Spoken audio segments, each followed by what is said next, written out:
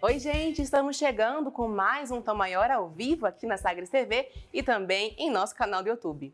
E no programa de hoje vamos falar sobre o trabalho das doulas, essenciais para uma experiência de parto mais humanizado. Além disso, também falamos de moda. E aí, você já separou o seu look para virada de ano? Vamos receber duas consultoras de moda aqui no Tom Maior. Além disso, também é dia de pauta 1, cuca fresca e muito mais. Então, vem com a gente, porque o Tom Maior já está começando.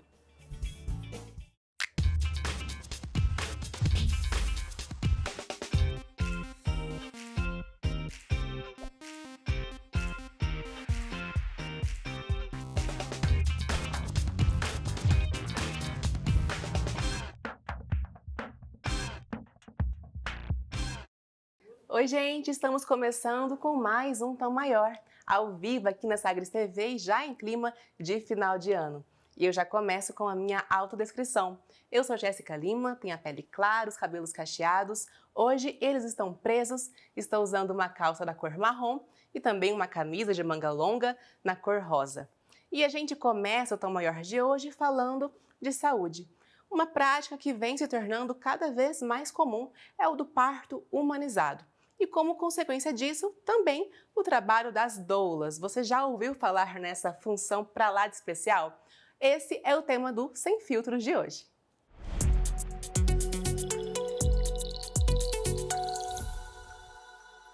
E para conversar mais sobre o que é esse trabalho e qual é a diferença que ele faz na preparação das mães, eu converso agora com a Michele. Bem-vinda ao Tom Maior, Michele! Oi, obrigada, boa tarde. Boa tarde. Michele, para começar, eu queria que você explicasse então, o que seria um parto humanizado? Bom, muita gente ainda confunde o que é o parto humanizado, achando que é somente o parto em domicílio ou o parto com as parteiras, né? E nós temos hoje uma grande quantidade de estudos científicos que vêm a respaldar essa prática. Então, quando se fala de parto humanizado, a gente entende que existe uma tríade, que seria estudos científicos que garantam a segurança desse parto, o desejo da mulher, né, como essa mulher gostaria de ser atendida, e também a expertise do profissional, o conhecimento, a prática desse profissional, aliando tudo isso. Então, ele não se resume ao parto domiciliar, por exemplo, não é um parto na banheira, por exemplo. Então, incluindo tudo isso e colocando essa mulher também sendo ouvida, tendo seus desejos atendidos, estamos falando de um parto humanizado. Você falou de alguns equívocos, que as pessoas ainda possuem quando pensam, no que seria um parto humanizado. Além deles, qual você acha que, quais, podem ser ainda os principais mitos quando as pessoas pensam, nesse momento? Você consegue elencar alguns outros mitos? Que o parto humanizado ele somente é se for normal, por exemplo, se for um parto hospitalar em centro cirúrgico, mesmo que seja via vaginal, não existe aí um parto humanizado. Se é com um enfermeiro obstétrico, é mais humanizado do que se for com um médico.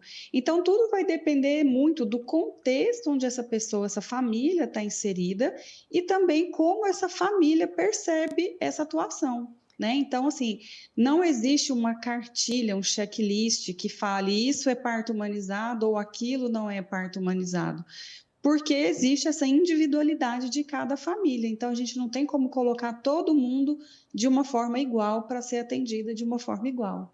Perfeito. Muito importante você ressaltar isso, que pode trazer mais informação para quem ainda achava, que esse parto deveria ser só dessa maneira, Inclusive, esse é um universo, quando a gente fala de maternidade, de parto, você com certeza já sabe, que é um universo com muita informação e que naturalmente pode gerar algumas dúvidas, para as mães que estão naquele momento ali, tanto as de primeira viagem quanto as que já têm experiência, Sempre uma informação nova.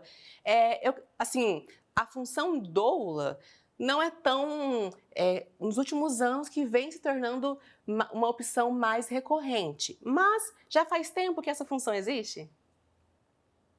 Na verdade, essa função ela sempre existiu. Só que ela era executada, né, por mulheres que faziam parte do ciclo gravídico puerperal, do ciclo familiar dessas mulheres. Então, sempre existia ali alguma prima, alguma amiga, alguma irmã que já tinha vivenciado a experiência do parto, que estava ali junto com as mulheres para trazer conforto, para sugerir alguma coisa que para ela tinha funcionado no parto dela, para lembrar essa mulher de se alimentar, para dar um abraço, para dar um acolhimento afetivo para essa mulher. Então, essa função, ela sempre existiu, mas ela vinha com outros nomes, né? Ela vinha ali parte do convívio familiar mesmo dessas mulheres. Há pouco tempo é que se institui a presença da doula, a formalização do trabalho da doula, e isso vem sendo reconhecido através também de estudos científicos, através de recomendações não só do Ministério da Saúde, mas também da Organização Mundial de Saúde. Então, hoje em dia está mais popularizado como uma profissão realmente. Mas esse lado afetivo, esse lado do cuidado com a mulher em trabalho de parto, ele sempre existiu, na verdade. Certo. Michele, o trabalho da doula, ele é importante tanto no pré-parto, né, quanto também no pós, Sim. né? Eu queria que você explicasse então, né, como que é esse dia a dia de acompanhamento, né, entre a doula e a mãe. Então, a doula, ela não vai somente para o momento do parto, né? Não é assim, a gestante liga e fala, olha, estou em trabalho de parto, vem aqui ficar comigo. Primeiro porque precisa existir um vínculo, precisa existir uma identificação entre essa mulher e essa doula, para que ela consiga sentir confiança, se sentir acolhida no momento do parto. Então, quanto mais ela conhecer essa doula, melhor. Só que antes do trabalho de parto, a doula ela tem um trabalho informativo com essa gestante e não só com a gestante, mas com o acompanhante, com a família, com quem estará envolvido ali no momento do nascimento. Então a gente leva para essa mulher informações de como que você vai marcar essas contrações, qual é o melhor momento de ir para a maternidade, o que é que vai acontecer, como você vai reconhecer essas contrações, como o seu acompanhante pode te ajudar, seja ele o marido, seja ele a mãe, quem estiver com essa mulher, né? Como ele vai poder te ajudar até chegar o momento de ir para o hospital, até chegar o momento do nascimento, porque ali tem lugar para todo mundo, né? O fato de ter uma doula não exclui o acompanhante, por exemplo. Então, todo mundo ali tem um papel de apoio, todo mundo ali pode trabalhar em conjunto para o bem-estar dessa mulher. E que você comentasse também, né, sobre como que essa presença, né, de uma pessoa ali que está preparada, que conhece, por exemplo, às vezes algo muito comum que acontece é a posição do bebê estar diferente, né? Tem até um caso que recentemente ficou conhecido, que é da influencer VTube, que ela passou por isso e aí ela compartilhou vídeos ali fazendo exercícios, né, para o bebê mudar a posição e muitas pessoas ficaram curiosas, né? Como assim? Que tipo de exercício é esse? Como que essa profissional está pronta para ajudar? É nesses casos, né? Como que, por exemplo, faz o exame, verifica que é algo, né, de diferente e a doula então entra para fazer esse acompanhamento? Não só a doula, mas também, dependendo do que estiver acontecendo, a gente precisa até do auxílio de outros profissionais, como, por exemplo, um fisioterapeuta, né? Às vezes o próprio médico também pode fazer uma manobra ali para virar o bebê. Então, tudo vai depender da individualidade do caso, né? Existem algumas posturas, aí não são exercícios, né? São posturas, são posições que a doula pode sim sugerir para essa mulher, para que ela faça ali no final da gestação, na tentativa da gente reposicionar esse bebê, que ele vá de cabeça para baixo, né? Que é a posição mais ideal para o bebê nascer. Mas não só a doula, né? Outros profissionais, como eu disse, dependendo das circunstâncias, dependendo de como está o posicionamento desse bebê e da idade gestacional principalmente, a gente vai ter a indicação de fazer, por exemplo, a manobra, que somente o médico pode fazer. Então, tudo vai depender realmente da avaliação de caso a caso. Perfeito, Michele. E pensando, né, voltando ao termo que a gente trouxe no começo da conversa, né, de parto humanizado, na sua opinião, por que Uhum. que ele vem se tornando uma opção cada vez mais procurada e desejada pelas mulheres?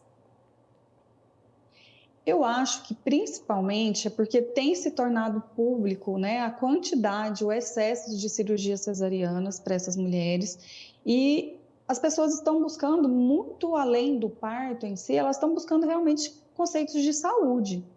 E dentro de um padrão geral, o parto normal vai ser mais saudável para a mulher e para o bebê. Agora, muito além disso, eu acho que estamos conseguindo divulgar, estamos conseguindo fazer com que as pessoas tenham mais acesso a uma forma de parto que não precisa ser violenta.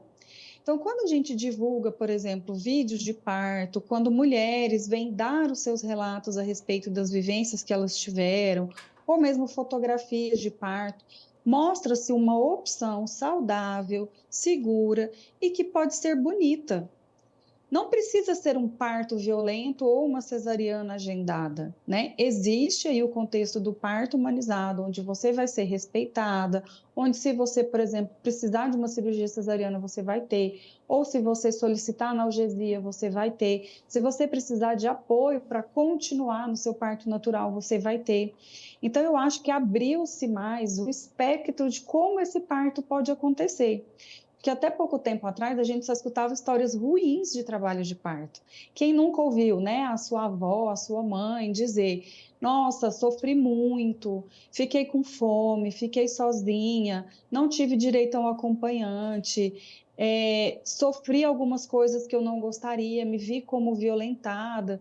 Então, quando a gente traz uma opção mais leve, mais bonita, mais respeitosa, que promove esse encontro da mãe com o bebê ali logo após o nascimento, a presença do pai, a presença do acompanhante, a participação de todos eles como uma forma ativa de parto, eu acho que isso acaba abrindo os olhos para as famílias e principalmente para as mulheres, que existe uma outra opção, que não seja um parto ou violento ou uma cesariana agendada. Inclusive, Michele, até uma curiosidade, né?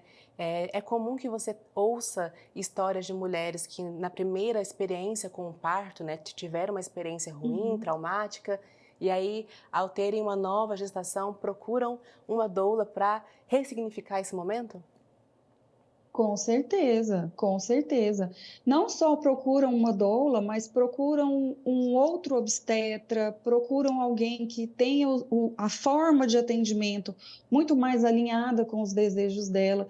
E não é somente com aquilo que se vê na internet. Às vezes as pessoas acham que a pessoa está sendo iludida, ou que a mulher está viajando, está vendo coisas onde não existem. Mas nosso fisiológico, ele já traz essa necessidade do contato com o bebê, ele já quer receber o bebê. Então, quando a gente encontra alguém, algum profissional médico que faça o acompanhamento dessa forma, é natural que as mulheres queiram buscar. E se elas têm uma experiência ruim num parto anterior, onde elas se sentiram magoadas de alguma forma, se sentiram frustradas de alguma forma, é natural que elas queiram ressignificar essa experiência, que elas queiram ter essa sensação, essas emoções que para ela foram roubadas num parto anterior. Então, é muito comum que mulheres procurem uma doula no segundo parto, que busquem um profissional que seja realmente mais humanizado, ou quando essa mulher acontece muito também de ter o primeiro filho, a primeira gravidez, e já vir com essa consciência, já vir com essa informação de que isso é possível. Então, ela já busca um profissional mais humanizado, ela busca o trabalho da doula, ela vai conhecer o que acontece ali naquele momento do parto, para que ela se sinta segura também com as escolhas dela, porque também não é fácil, dentro da nossa cultura, optar por ter um parto normal. Então, para ela se sentir mais segura em relação a todas as escolhas dela e principalmente ter o apoio emocional da doula, o apoio emocional do acompanhante, que também vai ser trazido para esse contexto e ser informado sobre tudo que está acontecendo. Então, eu acho que tudo isso faz parte desse aumento, dessa busca também. Perfeito, Michele, muito obrigada. Parabéns pelo trabalho, parabéns por uma abordagem tão Obrigada eu. sensível, tão atenta e que com certeza faz grande diferença na vida de tantas mulheres. Volte sempre. Muito obrigada. Obrigada, obrigada. Bom trabalho para vocês. Gente, agora nós continuamos bem informados. É hora do Boletim Sagres. Olá pessoal, pesquisadores da UFMG alertam para os efeitos do El Niño no Cerrado. Os especialistas que estudam o fogo no Centro de Sensoriamento Remoto da Universidade apontam que o fenômeno adiou o início dos incêndios no bioma. Os pesquisadores afirmam que esses incêndios podem começar nos próximos meses, com o aumento das temperaturas em estados do Centro-Oeste e do Sudeste.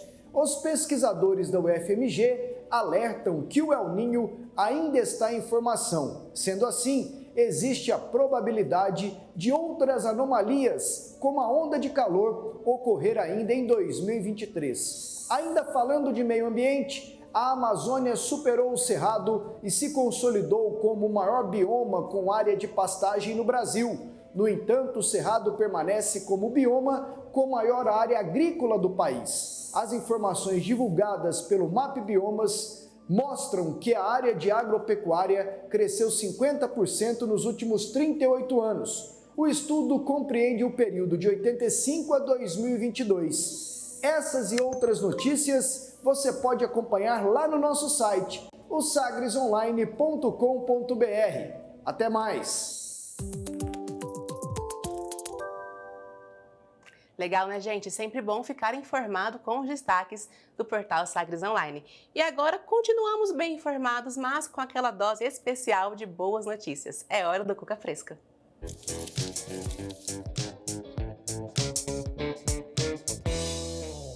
E eu começo o Cuca Fresca falando de um estudo internacional que revelou que a maioria das pessoas que alcançam suas metas de ano novo se concentram em 3 coisas: relacionamentos, autocuidado e relações sociais. Além disso, quando o assunto é criação de metas, a pesquisa indicou que 34% preferem iniciar algo novo em janeiro. E entre as metas consideradas mais fáceis estão aquelas ligadas a melhorar a higiene e beber mais água, importante, né? E o estudo destacou que 75% das pessoas estabelecem pelo menos uma meta a cada ano novo. E para elas, isso significa criar uma motivação para o ano seguinte. 63% veem nas metas um fator muito importante para começar o ano com mais motivação. Já 50% criam metas mais para manter uma tradição.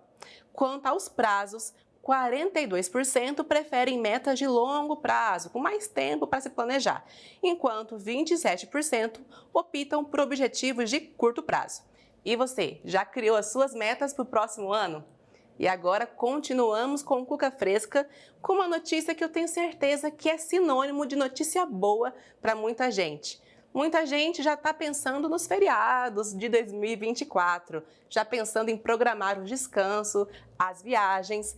Então, o Tom Maior resolveu facilitar a sua vida. Anota aí.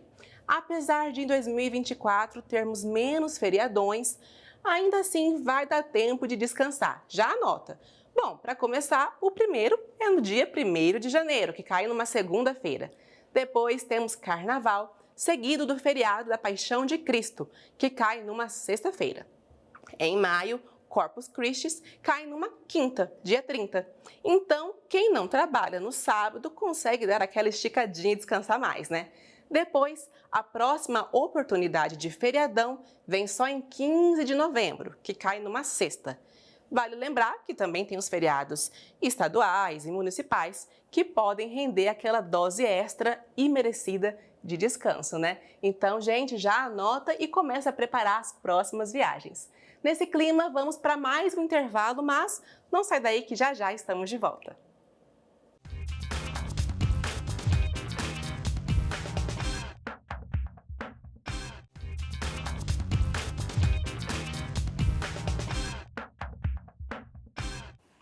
Tom Maior está de volta. Voltamos com esse bloco para falar de moda e de tradições de virada de ano. Mas antes, eu quero lembrar você de se inscrever em nosso canal do YouTube. Por lá, além de conferir todos os dias do Tom Maior, você também confere outras programações aqui da casa, como, por exemplo, Raiz Brasileira, Pauta 1, Educação, Arena Repense, Inspiração, Aperte o Play e muito mais. Gente, inclusive estamos chegando à casa de 100 mil inscritos, então não deixe de se juntar a essa comunidade, ativar as notificações e ficar por dentro de tudo que acontece aqui na Sagres TV. E também você pode nos acompanhar em nosso Instagram, no @sistemasagres_. Agora sim, se você, como eu, já começa a pensar no look de virada de ano lá no começo de dezembro, viu? No começo de dezembro começa a pensar nas cores, no que quer vestir, e muita gente pensa nessa decisão com seriedade, né? Afinal, a cor de virada do ano pode determinar o que teremos no próximo. Tem gente que é fielmente a essa crença, né? Bem-vindas, Aline e Tereza, consultoras de imagem, que vão nos ajudar hoje a pensar no look da virada. Bem-vindas, meninas. Obrigada. Gente, para começar, amarelo, dourado, branco é aquelas tradicionais escolhas, né? Por que vocês acham que elas sempre estão na moda quando o assunto é virada de ano? Eu acredito que tem uma tradição, né? E fica bonito, né? Seguir a tradição. Né? Essas cores, elas já são clássicas dessa época e são cores também que são festivas, né? Como o dourado, o metalizado, que traz esse glamour, né? Esse glow para um look de virada de ano. Para você, Tereza? Eu penso que assim também, é uma tradição e acho que as pessoas usam muito branco também por conta dessa tradição da gente achar que o que vai ficar tudo para trás, a gente vai começar um novo ano, então que a gente venha com muita paz, né? Com muita tranquilidade. Né? Então, Isso. acho que tem essa ligação também muito com o branco também, o dourado, como a Aline falou, o amarelo. Além do branco, do dourado, quando as pessoas vão atrás de vocês, né, pensando em dicas de looks de virada, quais cores são as campeãs?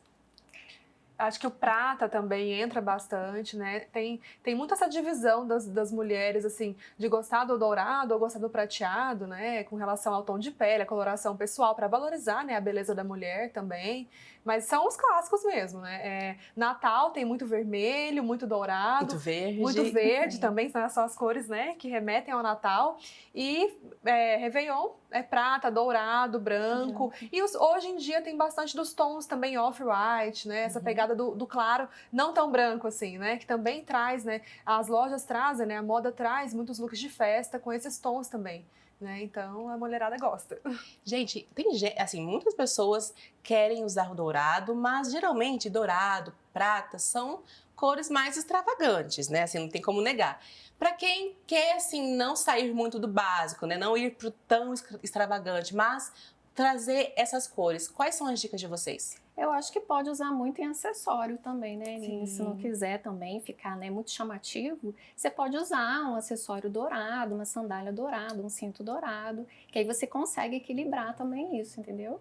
A gente costuma dizer que os acessórios são transformadores de look. Então, de repente, a mulher tem um estilo mais casual, mais básico, né? Então ela vai usar uma calça, até um jeans e uma camisetinha branca, por exemplo. Ela pode colocar Já um vai colar, dar uma diferença né? muito grande. Aquele brinco, né? Um brilho no acessório também, já vai ficar glamurosa ali, né? Com aquele casual, com aquele up. Os acessórios metalizados, eles tendem a trazer também, né, esse glamour, essa sofisticação, né? O dourado mais ainda que o prata, né? O prata traz uma ideia mais moderna, né? E o dourado uma coisa mais de riqueza, de sofisticação, né? Então, conseguindo usar aí, né, de acordo com o teu estilo, eu acho que a mulher fica glamourosa e sem deixar de usar o prata e o dourado. E aí também tem a maquiagem, o sapato, né? Tudo compõe esse look, né, meninas? Tudo conta, né? Quando se trata de estilo, cada detalhe conta, né? A gente fala assim que tudo comunica. Então, o simples fato da mulher usar aquele brinquinho de bolinha e uma t-shirt básica, ela tá comunicando algo sobre ela, né? Tá dizendo algo sobre ela. Então,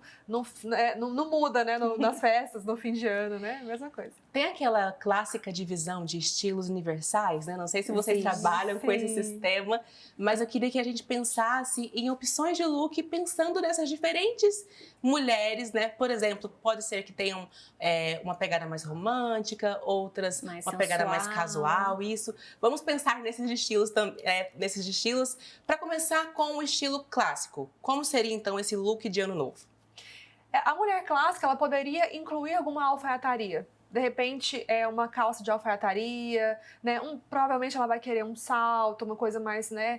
Que traz ali um pouco de formalidade. Mas ela não pode esquecer que é um momento festivo. Então, né? Não é escritório. Exatamente. Sim, então, tem sim. que ser mais maleável ali e trazer, de repente, a questão do acessório, né? Trazer um brilho no acessório, né? Então, ela pode usar uma alfaiataria, pode usar um tecido mais encorpado, de repente, numa saia, né? Um coque fica bonito, Sim, né? Tipo, também, né? Maravilhoso. Também faz parte do Sim. estilo clássico, né? né? E aí ela vai, o que é importante é a mulher valorizar o próprio estilo, se sentir ela mesma, porque tem que estar confortável para aproveitar as festas, né? E por falar em confortável, tem aquele estilo mais casual, né?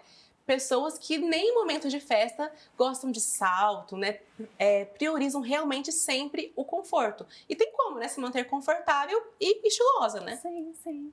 Eu acho que, principalmente, a gente fala muito isso, né? Além, não só a questão de você seguir um estilo, eu acho que principalmente você tem que ficar confortável. Não importa se você tem um estilo mais casual, um estilo mais romântico, um estilo clássico. Eu acho que dependendo de onde você vai passar as festas de final de ano, eu acho que é importante você pensar no conforto, sabe? Então, uma pessoa que já tem esse estilo já bem assim destacado, já faz parte, né?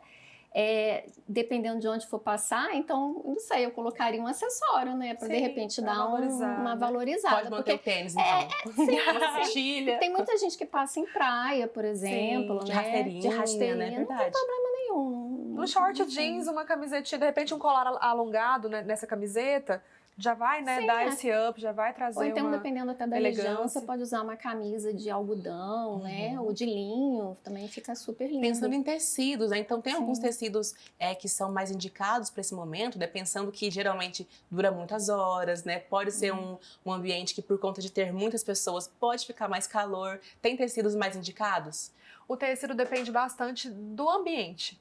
Né? Então, onde vai ser essa festa? Vai ser num salão fechado, aí tem a questão do ar-condicionado, né? Então vai trazer ali opções, de repente colocar uma terceira peça, um blazer, um colete, ou se é um ambiente aberto, se é numa praia, né? Então depende bastante do ambiente que a mulher vai, né? Que a pessoa vai aproveitar essa festa. Então, né, num lugar quente, tecidos naturais, né? Como algodão, linho, vai trazer mais conforto.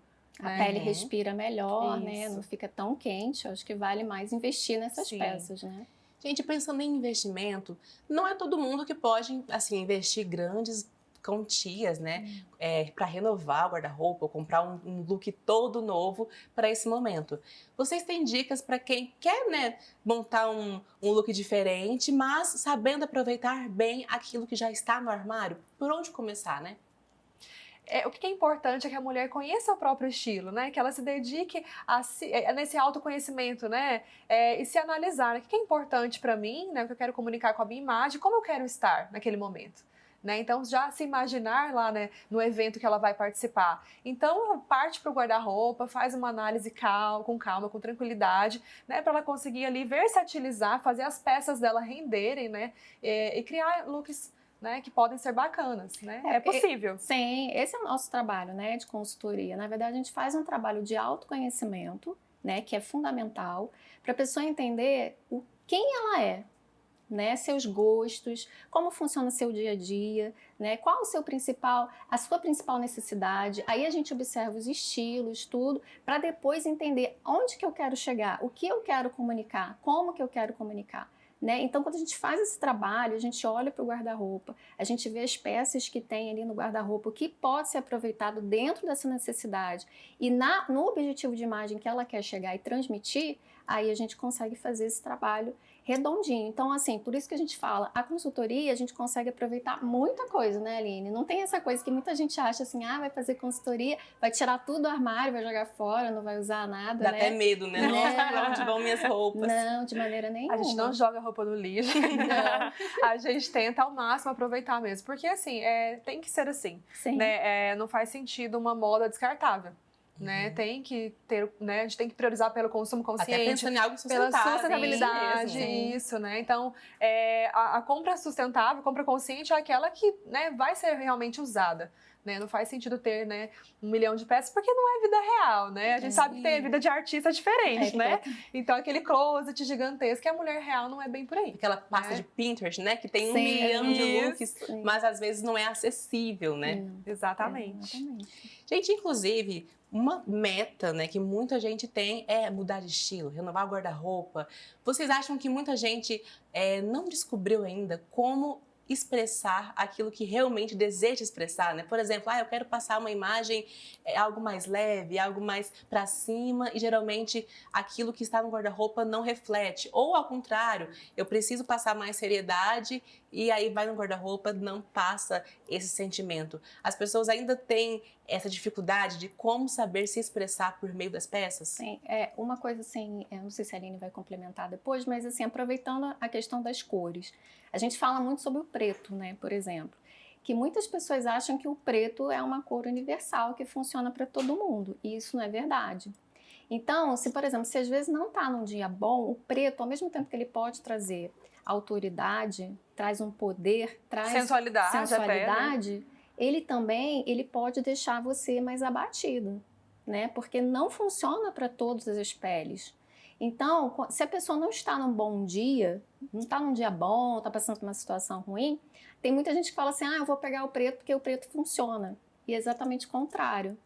Então, esse conhecimento, entender as cores, entender o seu estilo, o seu objetivo de imagem, isso a gente sente sim, né? Que eu acho que tem uma necessidade grande das pessoas aí estarem buscando, entenderem como funciona a consultoria, né? Acho que é importante a gente divulgar. Isso que você falou é o primeiro passo, na verdade, para o desenvolvimento do estilo. Né? Então, o primeiro passo é entender, né, quem eu sou, como eu quero me expressar com a minha imagem, né, e passar, né, a transmitir isso, né? Então, assim, é um equilíbrio entre a imagem, né, pessoal e profissional, né? Como eu quero ser vista pelas pessoas e como eu me sinto bem. Né? Então, assim, vale a pena essa reflexão, essa dedicação nesse autoconhecimento. E o nosso estilo, ele é cíclico. Ele deve acompanhar as fases da nossa vida. Então, assim, né, o que é importante para mim comunicar com a minha imagem agora, daqui a um ano pode ser que mude, né? A gente passa por várias mudanças, né, pessoais e profissionais, e o estilo deve refletir isso. E uma coisa que é muito importante, né, da gente investir na nossa comunicação, na nossa imagem, porque a comunicação visual é que chega primeiro. Então, antes mesmo do que a gente fala e de como a gente fala, a nossa imagem está comunicando. Então, em poucos segundos, a gente chega no ambiente, as pessoas já traçam a imagem de quem você é só pelo que você está vestindo. Depois as pessoas prestam atenção no que você está falando, nos teus gestos, no teu comportamento, mas primeiro é o teu visual. Gente, eu acho que eu vou colocar na minha listinha de metas para o próximo ano, então, uma consultoria de imagem com vocês duas. Pode chamar. Pode chamar. Estamos prontas. Meninas, muito obrigada pela presença. Obrigada a você. Nossa, é um assunto que eu gosto demais de falar. Se eu pudesse, eu ficava aqui, ó, falando, pedindo mais dicas. Então, voltem mais vezes. Obrigada. Muito obrigada por participar. Obrigada. E bom final de ano, boas festas para vocês. Obrigada, igualmente. Obrigada pelo convite. Obrigada pelo convite. Gente, agora vamos ver uma reportagem da Paloma Rabelo sobre jovens que nem estudam e nem trabalham. O que será que explica essa realidade? Bora conferir.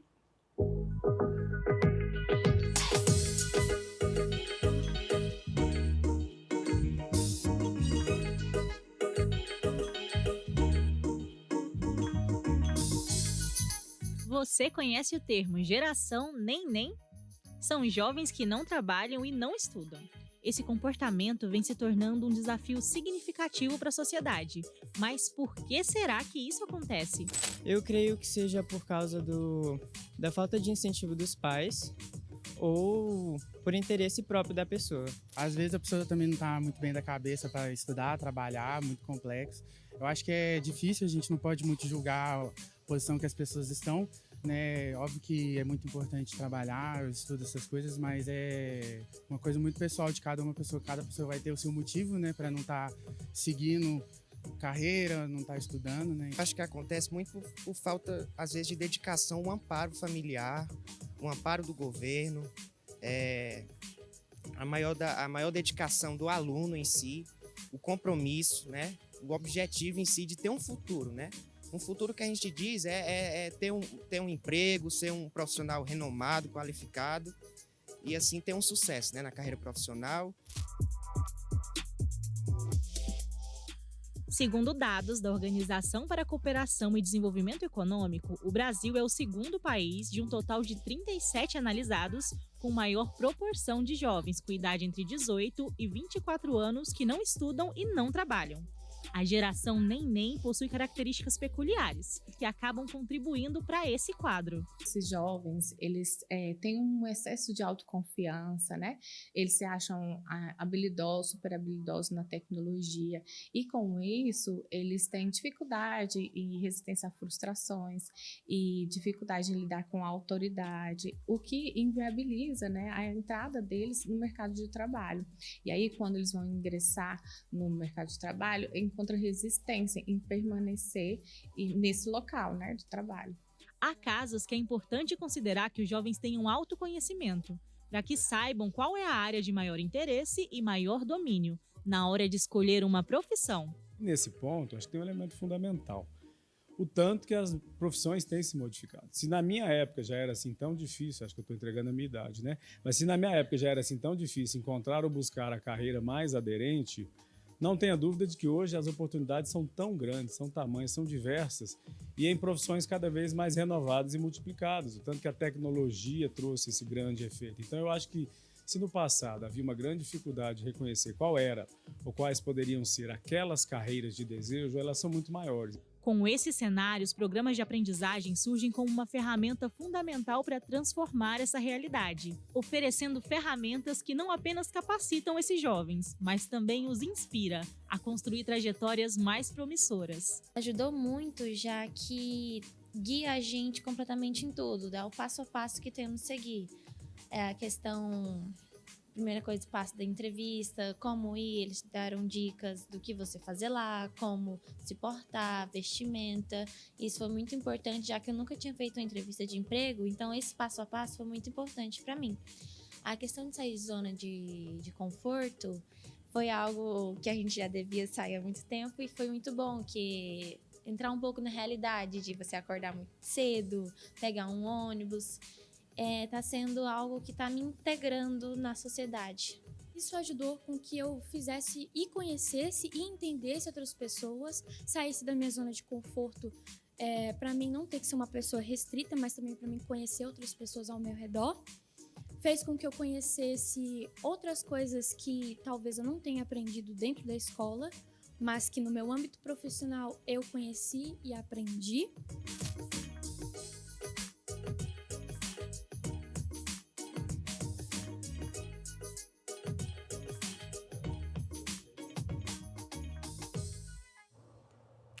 E agora vamos para aquele intervalo, mas é bem rapidinho. Na volta, voltamos mais com o Tom Maior. Até lá!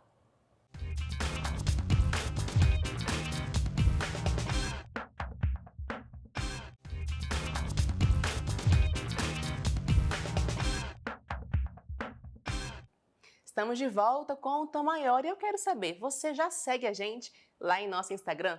Lá no @sistemasagres_, você confere vários vídeos imperdíveis e conteúdos inéditos, como esse que você vai ver agora. E é sobre isso que eu quero falar. Eu quero falar com vocês hoje sobre sonhos, metas, objetivos, o que a gente pode construir na nossa vida.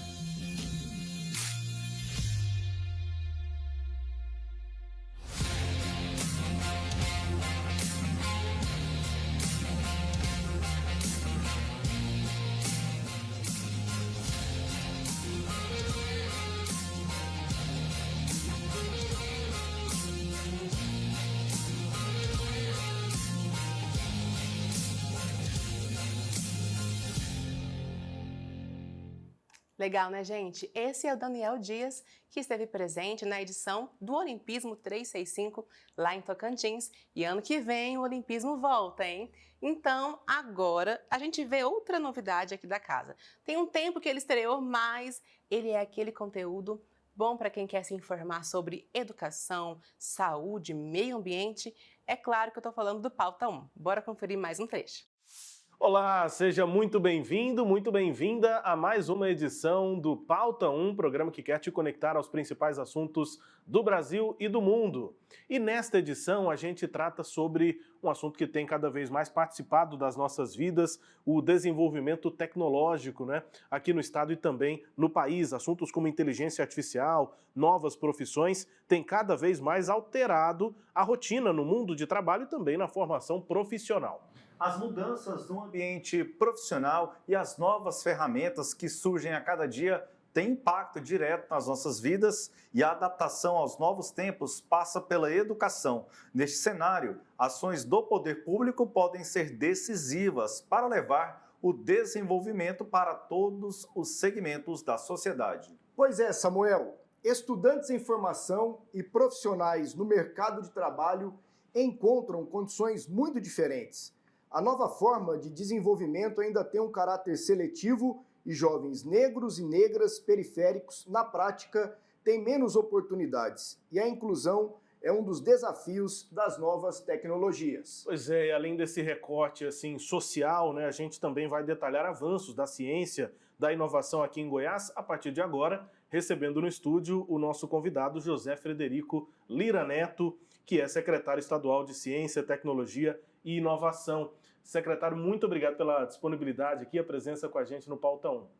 Gente, eu que agradeço, viu? Então, um bom dia aí aos amigos e amigas da Sagres. É um grande prazer estar aqui com vocês para falar desse tema que é a minha paixão. Pois é, a gente fez essa abertura aqui citando essa questão social, né? O desenvolvimento tecnológico chega, ele é impositivo, né? Todo mundo tem no bolso, na mão, já um aparelho, um computador, né? Com avanços tecnológicos muito significativos. Mas isso também impacta na nossa vida, no mercado de trabalho, e parte da sociedade pode acabar ficando segmentada desse processo. Como é que isso se dá na prática, secretário? A secretaria tem esse olhar, né, também social para o desenvolvimento tecnológico? Gente, a tecnologia, não só as atuais, mas as anteriores, elas têm o potencial de melhorar a nossa vida. A gente pode ser mais produtivo, fazer as mesmas tarefas em menos tempo, mas elas podem também aumentar as disparidades, né? Aumentar as desigualdades. Então, quem tem pouco acesso, e aí agora, por exemplo, já tem pouco acesso à internet, e aí, de repente, não vai ter menos acesso ainda ao chat GPT, né? Que é um programa, né? Mas é uma questão tecnológica aí que ajuda na produtividade, a gente pode aumentar a disparidade. Por isso, a gente, enquanto governo, enquanto Estado, a gente tem que olhar para todo mundo, mas olhar mais para quem mais precisa. A gente tem uma série de iniciativas para incluir digitalmente, incluir na tecnologia as pessoas mais vulneráveis. E aí eu conto assim, duas para só exemplificar. Nós temos uma série de laboratórios chamados de START, laboratórios de introdução aí à tecnologia para crianças de baixa renda. Eles estão aí em 20 cidades de Goiás. E nós temos as escolas do futuro, que são escolas, gente, de primeiro mundo. Elas ficam ou em periferias ou no interior, né, em que a gente oferece cursos técnicos de tecnologia. Mas eles são públicos diferentes para essas duas segmentações. São públicos diferentes. Então, esses laboratórios são laboratórios para crianças, né? E aí, ou seja, para pessoas ali um pouco acima de 10 anos, que vai começar a pôr a mão na massa, trabalhar com robótica no início. As escolas técnicas, elas já são para pelo menos as pessoas que estão no ensino médio. E aí esse é um assunto que vale muito reforçar, sabe? No Brasil, a gente tem aí uma visão que eu acho errada de que quem faz ensino técnico é alguém de segunda classe. Não é assim na Suíça, não é assim na Alemanha, mas essa visão ela ainda está na visão brasileira, né? De que o que importa é o diploma. E é um negócio que a gente tem que mudar, né? A gente tem aí, saiu um relatório da OCDE, né, do conjunto de países tidos como ricos. Lá, mais ou menos 44%, de cada 100 alunos do ensino médio, 44 estão cursando técnico. No Brasil, de cada 100 alunos do ensino médio, 11 estão cursando técnico. Então, aqui em Goiás, a gente está com um esforço enorme, né, para reforçar a ideia de que o ensino técnico importa. E essas escolas são escolas de ensino técnico focadas em tecnologia. E aí, para dar um exemplo, lá tem curso de pilotagem de drone, lá tem curso, por exemplo, para ciência de dados, né? Tem curso para quem quer programar no computador. Então, você, por exemplo, que tem interface com o celular, as pessoas que programam isso, né, que a gente chama de front-end, né, que é a ponta de cá. Cibersegurança, que é um tema do momento, né, dado todos os riscos. Então, para contar assim, que eu acho que a gente está com esse esforço grande, as escolas do futuro, que são escolas técnicas, elas estão aí de graça, você não paga nada. Elas são lindas, assim, e realmente vale a pena conhecer. Elas estão aí para reforçar o ensino técnico e tentar evitar essa disparidade de tecnologia. Secretário, pois não, Samuel. Secretário, qual a assiduidade, qual a procura da criança, dos pais que têm o filho e dos jovens com relação às escolas técnicas, aos laboratórios tecnológicos do governo do estado? A procura é boa? A contrapartida do pessoal é boa também? Olha, eu vou ser super honesto, né? Ela é boa, mas eu fiquei no começo até decepcionado, que eu achei que ela ia ser maior, né? Então, o que acontece? À noite, as escolas estavam cheias. Eu visito muita escola, né? E aí é o perfil daquela pessoa que está trabalhando já e quer, né, ter o curso. De dia, elas não estavam tão cheias. E aí isso me incomodou, né, como secretário. Poxa vida, tudo bem que elas acabaram de ser inauguradas, né, mas tem que estar latado esse negócio aqui. Gente, porque elas são muito bonitas, são muito boas. E aí a gente está fazendo agora uma grande parceria com a Secretaria de Educação para que os alunos que estão cursando o ensino médio já façam junto com o técnico. Seja obrigatória a matéria ou não? Então, o aluno tem que optar por querer fazer isso. Uma vez querendo entrar nesse itinerário que a gente chama, aí é obrigatório. E olha que legal. Funciona assim. Dá o exemplo de um curso que a gente lançou ontem, né? Um curso em parceria com a Fundação Teles. O aluno entra no primeiro ano do ensino médio, está fazendo lá matemática, língua portuguesa e tal. E no primeiro ano ele faz toda a parte, ele aprende a parte de desenvolvimento e programação de front-end, que eu comentei, essa parte de interface com o usuário. Terminou o primeiro ano, ele já ganha o certificado. Então ele já é certificado em programar em front-end. O segundo ano ele continua com as matérias normais e aí aprende a programar em back-end, que é o que está por trás disso tudo. Então ganhou um certificado de back-end. No terceiro ano, ele continua com as matérias e aí ele aprende sobre armazenagem em nuvem, que é tudo que a gente hoje salva está na nuvem, basicamente, e cibersegurança. E aí ele termina o ensino médio com o diploma de técnico. Então, assim, é um negócio muito legal. E aí, isso aí, gente, acontece já, né, em muitos países há muito tempo. E aí a ideia de fazer com educação, com o ensino médio é aumentar essa taxa de alunos do ensino médio que fazem um técnico. Então, acho que, sinceramente, esse é o futuro, sabe? O Brasil está começando a acordar para isso, né? Acho que o Lula falou um dia para trás que quer dar uma bolsa para quem está fazendo técnico. Isso é uma coisa que já tem em Goiás, inclusive. Então, eu acredito muito no potencial do ensino técnico, junto com o ensino médio, para que a gente forme nossos alunos. E aí, se eles quiserem ir para o ensino superior, legal, massa, vamos para cima. Mas se eu quiser parar já e trabalhar, também está tudo bem, né? E ele já está profissionalizado.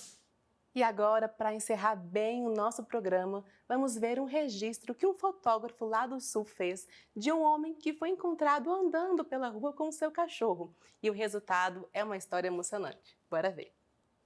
Tudo bem com o senhor? Como é seu nome? Mário.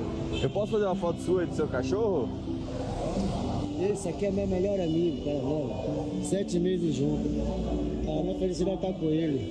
Eu sempre gostei de ter cachorro, porque ele é meu amigo. Meu amigo não me rouba, não me trai, só me faz felicidade. Ele aprendeu a andar aqui desde pequeno. O sol quente, ele não deixa ele andar no chão.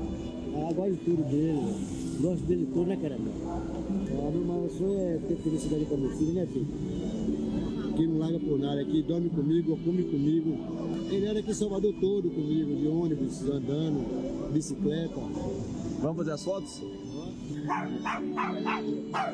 Amigo.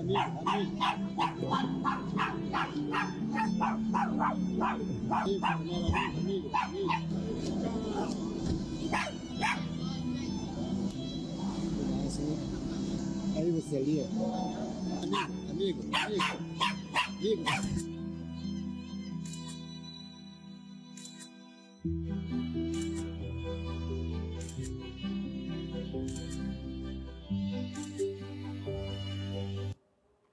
Fofo demais, né, gente? Sempre bom terminar o ano com histórias assim inspiradoras e que fazem a gente reparar mais naquilo que está ao nosso redor. E assim vamos encerrando mais um Tom Maior, mas amanhã estamos de volta. Obrigada, gente. Até lá!